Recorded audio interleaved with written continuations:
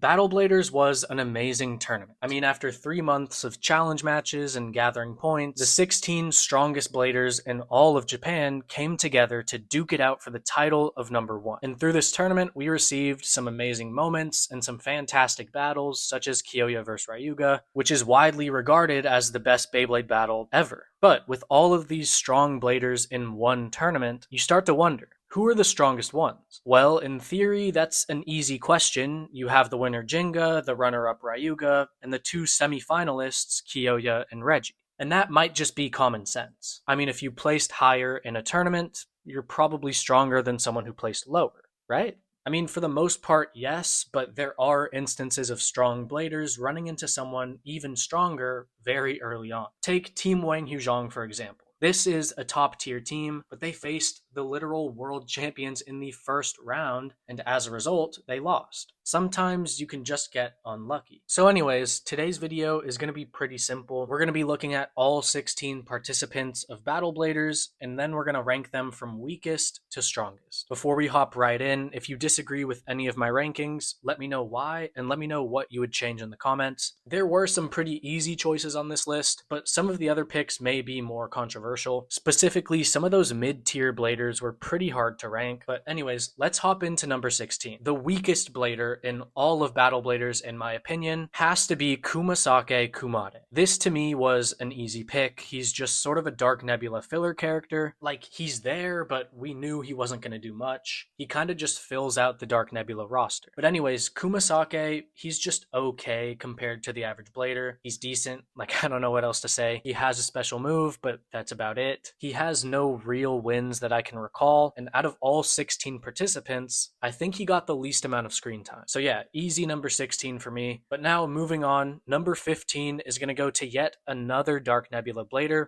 Tetsuya. I don't think this one should be a surprise either. He was kind of written to be weak, and so he relies on dirty tricks. But look, compared to the average blader in the Metal Series universe, you know, the generic Beyblade goons, he's stronger than them. He has slightly above average attack and defense power, and he does have a special move. His main feat was defeating Benkei, and even if it was a little dirty, he did tank Benkei's special move, which is somewhat impressive. But compared to the other highly skilled competitors of Battle Bladers, he's number 15. Now, moving right along to number 14, we have Tobio. This is the first pick that I'm not fully confident in, as I think you can argue Tobio to be 1 or 2 spots higher. But anyways, Tobio is a pretty big step up from Tetsuya and Kumasake. His unpredictable style makes him a difficult opponent to face, and he's got a solid special move. And all things considered, he gave Kiyoya a decent fight. The only problem is, once he used that special move, which is his strongest attack, Benkei easily overpowered him. So overall, Tobio's a pretty solid blader in the grand scheme of things. He's kind of carried by that unpredictable nature, but when you take that away and he uses his special move, he just doesn't have the power you need to KO a solid opponent. So now let's move on to number 13, which is Dan and Reiki. Look, I could be completely wrong in having them above Tobio, but let me explain my thought process. For this video, I rewatched their match against Kenta, and they were pretty solid. I mean, if they're not bickering amongst themselves, they have, I think, 3 special moves, 2 for attack, 1 for defense. And look, they aren't the most impressive moves in the world, but they were doing damage to Kenta, and honestly, had they worked together, they probably would have won, which is something that I don't think I can say about Tobio. I don't think he would beat Kenta. So I have Dan and Reiki above Tobio, but let me know if I'm tripping. Let me know if that's just crazy and I'm interpreting this all wrong, because honestly, that's possible. But anyways, let's move to number 12. We have Hikaru. I feel pretty confident with this pick. Hikaru's special move is just a few tiers above Dan and Reiki's or Tobio's, and in general, Hikaru is just a pretty solid blader. While she may not have the wins to back it up, she's challenged Kiyoya in a way that I don't think Dan and Reiki could, and once again, her special move is pretty strong. She can make shadow clones, and Aquario can effectively teleport with its mode change. So yeah, I have Hikaru at a pretty comfortable 12. So now let's move on to number 11. We actually have Hyoma coming in at number 11. So yes, this means Benkei, Kenta, they're all above him. And this may be a controversial pick because we were always led to believe that Hyoma was a pretty good blader. I mean, after all, he was Jinga's childhood rival, and he's generally accepted as a solid blader. But seriously, I want you to ask yourself, what has Hyoma done? No, really, just think about it.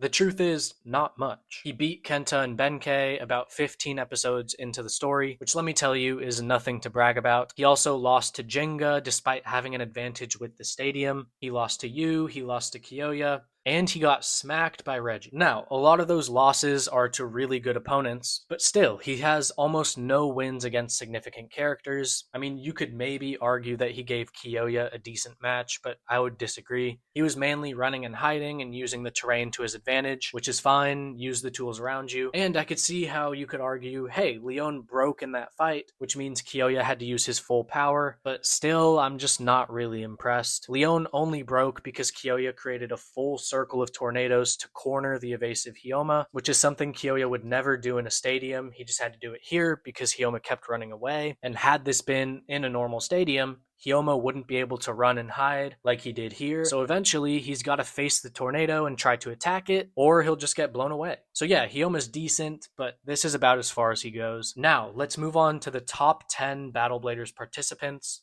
with Kenta coming in at number 10. To be honest with you, when I used to think of Kenta and Metal Fusion, the first word that came to my mind was weak. But upon my rewatch, I think he's pretty good. At this point, I'd say he's just a fraction above Hyoma. But look, the Flame Claw is a lot stronger than it used to be. He gave Reggie a really good fight, and overall, I think Kenta is just pretty underrated in Battle Bladers, and I think he's done more than Hyoma. But moving on, we have number 9, Benkei. I think for a while, Benkei and Kenta were pretty much the same level, but I lean Benkei here because he gave Kiyoya a real run for his money in a way that I don't think Kenta could have. Now, I know Benkei lost to Tetsuya, that's a horrible look, but I'll chalk that up to the dirty tactics and the writers wanting to make this new version of Tetsuya seem kind of strong. Also, if they rematched in Battle Bladers, Benkei would win easily. Benkei also easily defeated Tobio, who we already discussed was pretty decent. So overall, I think Benkei at 9 is fair. But let me know what you thought of that whole sequence, Benkei 9, Kenta 10, Hyoma 11. I feel like you could really switch those three around and it would still make sense. So let me know your ranking. But now let's move on to number 8.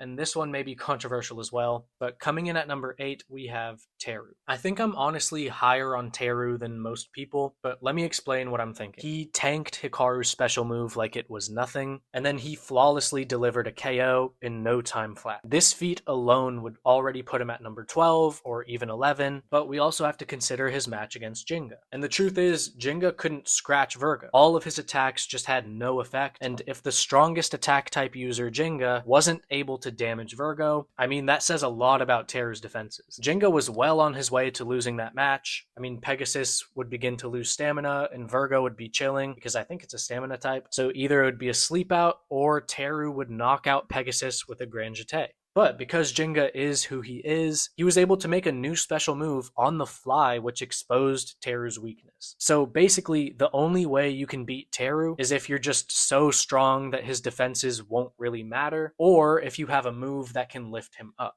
So Jinga's move, Kiyoya's Tornado, Yu's Inferno Blast, Ryutero's move worked, and I think Tsubasa could find a way. And then there's Ryuga, whose raw power could just break through the defenses, and Reggie would just break Virgo down over time. But besides that, no one else in Battle Bladers is really touching Virgo's perfect spin. Like, think about it. If Jinga's strongest attacks weren't really doing anything, are we really worried about a Red Horn Uppercut or a Flame Claw? Not really. So yeah, Teru is at number 8, so now let's move on. Coming in at number 7, we have Ryutero. This pick was easy. He's not as good as the guys above him, but he did beat Teru, so he kind of falls perfectly to 7. He gave Jinga a really good match, and overall, his special move is dangerous. If you don't have the will or the Blader spirit to break out of this move, you won't, and you'll lose the match. So overall, Ryutero is really underrated, and I felt like he could have done more in Metal Masters or something like that, but anyways, he's number 7. So now, from this point on, we're dealing with the heavy hitters of Battle Bladers, so coming in at number 6, we have Yu. Although he did go on a bit of a losing streak, he has so many powerful moves, and he'd have made it a lot further had he not been matched up with Jinga in the first round. He was introduced as a beast, beating Jinga and Kiyoya, and for the majority of the show, he was Dark Nebula's number 2. So yeah, Yu's legit, he beats any of the guys below him, but he's just a bit weaker than the guys above him. So now, moving on, we've officially entered top 5 territory, with Reggie coming in number 5. Reggie was a beast in Battle Bladers. He went on an insane run of just brutal victories, and when Reggie wins, he doesn't just win.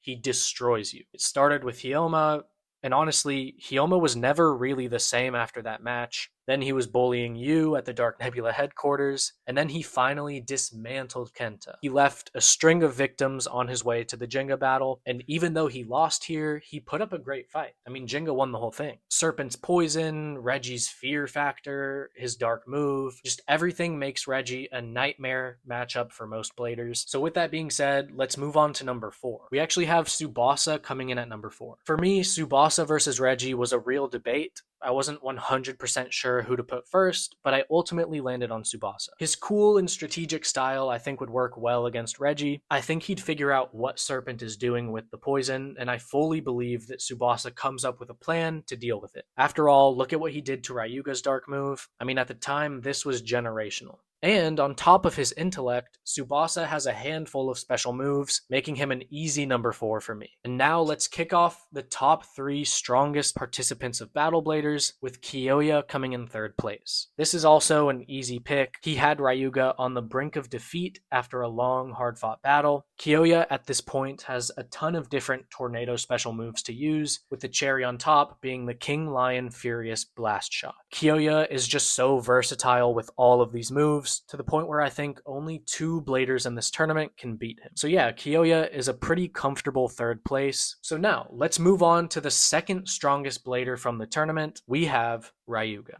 This one was kind of a layup. I mean, he placed 2nd in the tournament, so he's 2nd place here. Now, some may argue that he was stronger than Jenga, and that's fine. I'm going to get into why I disagree with that when we get to Jenga. But yeah, there's not much I can say about Ryuga that we don't already know. He was a monster, and he wasn't just winning matches, he was taking souls. He actually left a string of bodies on his way to the final, being Hikaru, Tsubasa, and then Kyoya, and those are some really big names. But anyways, I don't think I have to sit here and try to convince you that Ryuga is top 2. We all already know that. So now let's move on to the strongest blader in all of Battle Bladers. Ladies and gentlemen, we have Jinga Hagane. Probably a predictable pick, but it's objectively the correct answer. He won the tournament by beating Ryuga, Reggie, Ryutaro, and you. That is a nightmare path to the final. He didn't get one average opponent. But look, I see the argument, hey, he couldn't beat Ryuga without the help of Kyoya, Tsubasa, and Hikaru, and I guess. I mean, that definitely played a factor, but if you want to bring that up, I'll bring up the fact that Ryuga's entire career up to this point is based off of stealing power. And look, I don't fault him for that.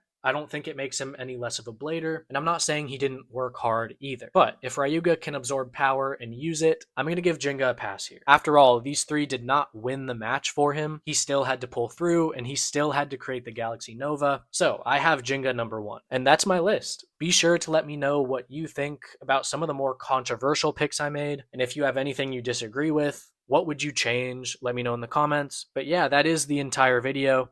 Thank you so much for making it to the end. If you have any questions, any theories, or any ideas you want to see here on the channel, please let me know. And as always, thank you so much for watching, and I will see you in the next video.